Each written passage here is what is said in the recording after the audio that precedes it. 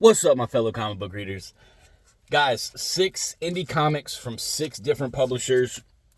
I have a short review out if you want a quick freaking rundown of me, speaking about 6 in 3 minutes. Go check that out. If you want the long one, you're in the right spot. We're going to talk about 6 indie comics from 6 different publishers. We're going to go from my favorite to my least favorite. And starting with We Don't Kill Spiders, Season of the Witch from Midnight Factory. This is issue number 1. I was told Midnight Factory came from another company. They kind of split off. They're doing their own thing. I didn't do my own research, so I'm not speaking from intelligence. I'm just passing what I heard. But this story, there's a tribe of Vikings, and they're sending guys off to other tribes to go do Viking things. You know what I mean? And their guys aren't coming back, so they kind of hire this loner Viking, who part of the hiring process, that loner Viking kind of whoops the guys' asses that came to get them because he didn't know who they were, you know what I mean? But they get him, they convince him and his wife, who has dark powers, to come and meet with the village leader, and they send him off on a mission, and they stumble across somebody who, invites them in, and, the law of hospitality is taken in. This person offers to feed them and give them a warm place to stay, but things quickly go downhill from there, and they find out that this guy isn't who they thought they were. And then you find out that the person they hired and his wife aren't who you thought they were either. So she does some dark necromancer type stuff, and they capture the guy and bring him back for questioning. And then there's a lot going on in this. I don't want to tell you the whole story. I gave you enough to hopefully intrigue you to read it. But I definitely, guys, if you're into Vikings, if you're into witchcraft, if you're into just dark stuff, I would definitely recommend this. This was a great read. And it's issue 1, and it just came out Wednesday, so you haven't fallen too far behind. Start reading it now. Next up, we got Captain Planet and the Planeteers. This is from Dynamite. This is issue number 3. This continues to get better. This one starts off, and the Planeteers are walking with Captain Planet. They're doing their good things, trying to fight the bad guys. The bad guys are on an oil rig, and they're, destroying the oil rig to try to raise their stock and lower their competitors' stock and the gas prices and yada, yada, yada. And then they show up, and this guy has a gauntlet that can release, microwaves and poisons and all kinds of stuff. So the Planeteers have to fight this guy with their rings, but they realize that when they summon Captain Planet, their rings lose their power, so they're just humans. But even while they're being just humans, they don't have any powers. They're still saving people. Captain Planet is saving them.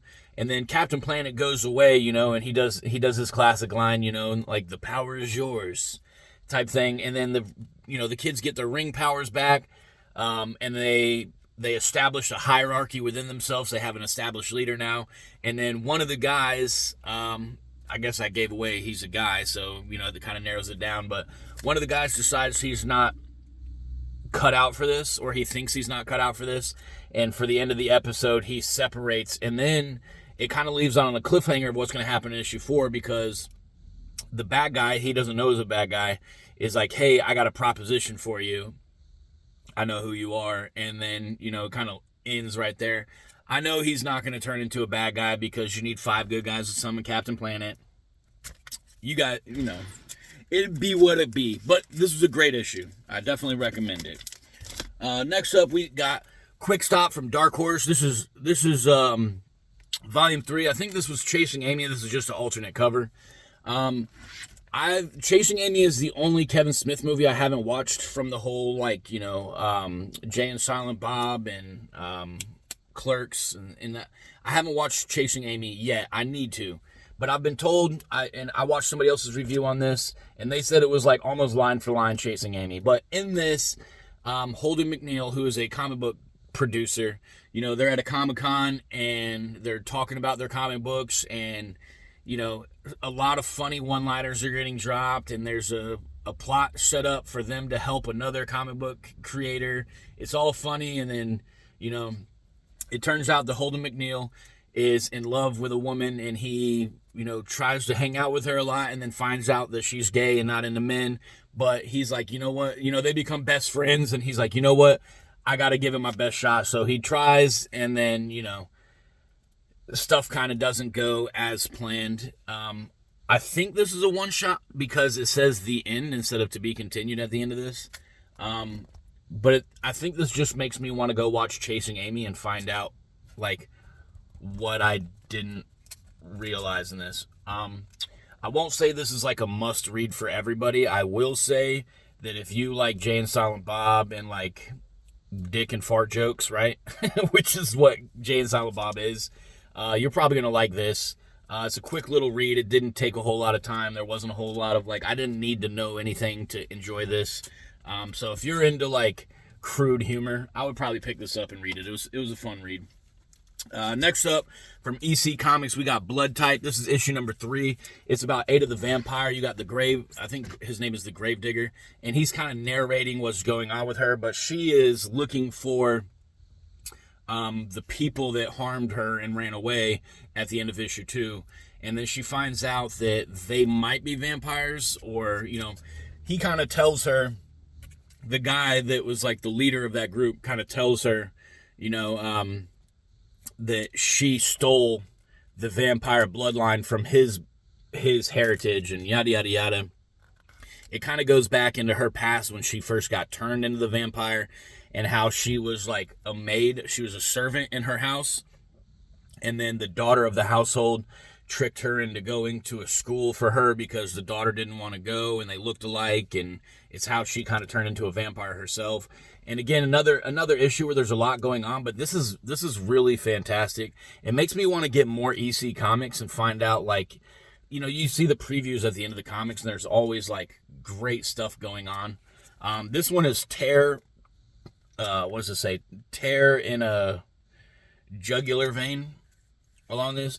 They all have like different little sayings on the side of them. It makes me want to read them. Like, there's vampires, there's werewolves, there's, you know, fungi that are taking over humans. There's all kinds of different storylines from EC, and it seems like something I would enjoy reading. But this one, it, you know, not to get off track, got a little off track.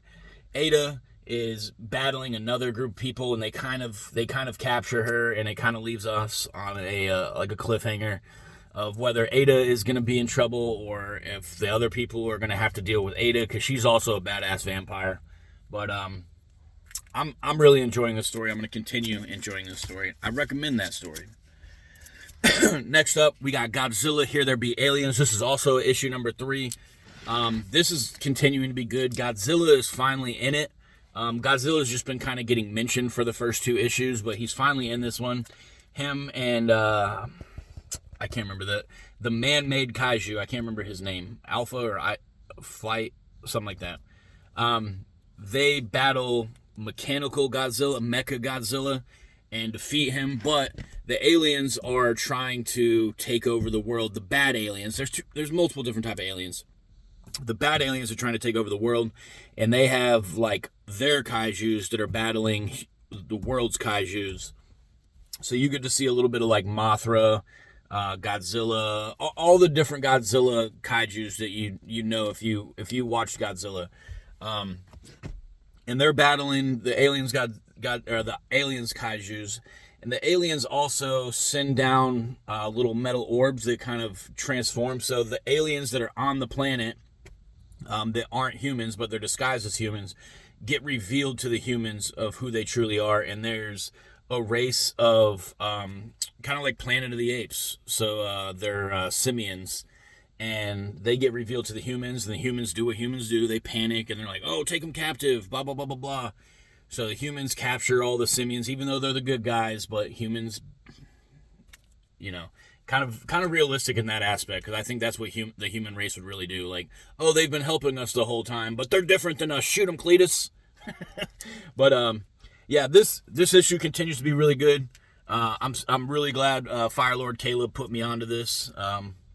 But it's definitely, if you're a Godzilla fan, I'd probably say that this is the closest to like the Godzilla shows and movies that we've gotten out of a comic so far, that I've gotten out of a comic so far. So if you're into Godzilla, I would definitely pick up this series. And then last and least on my list, but I say least, but I'm still going to pick up issue number 2. It was good enough to get issue number 2. This is a story about a group of kids that are fabled, but it turns out they're not fabled, they're real. But they're kids that got stuck inside of a video game, and they were like running the video game. But like one of the kids dies in the video game and then wakes up in reality, and then, you know, it's been a long time. He like never woke up or whatever, right?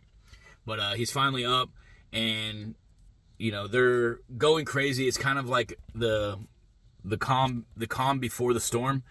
They're high school kids, and they're like doing their thing inside the high school, and they're like struggling to fit in because they like, you know, they're gamers, but they're trying to get away from games. They don't want anything to do with games because of the bad stuff that happened to them in the game, right?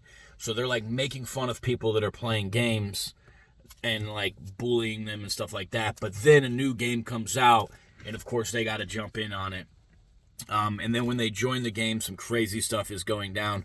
I'm probably going to have to reread this when issue 2 comes out, or maybe I'll do like, because with Resurrection Man, right? Like I'm reading each issue, but like I'm waiting for the trade to come out. So when the trade comes out or the story wraps up, I'm going to go back and reread all of them just to, you know, double check that I read everything correctly. But, yeah, this one's a little complex, but I really like it. Again, Cemetery Kids Run Rabid. It's by Oni Press. So if you're into like, it kind of felt like SAO. If you know what I'm talking about, Sword Art Online. It kind of felt like I was reading SAO, except not a forced. I won't say SAO didn't have a forced love story, but SAO had a love story. This one has like brotherly and sisterly love. Like, you know, the sister is worried about the brother, and she's in there like trying to defend him, and he's losing his shit, and a lot of stuff going on in this one. But yeah, I would definitely recommend this if you're into like people and playing virtual reality games and like it's not going according to plan. But guys, those are my 6 comics that I read, all 6 different labels. I would recommend all 6 of them to different factors of people, maybe not all 6 of them to everybody, but I enjoyed all 6 of them. If you have a wide spectrum of stuff you like, maybe pick up all 6 of them. But yeah guys, even if you're not going to read those comics today, pick something up, read it, stimulate the mind, and have a great day.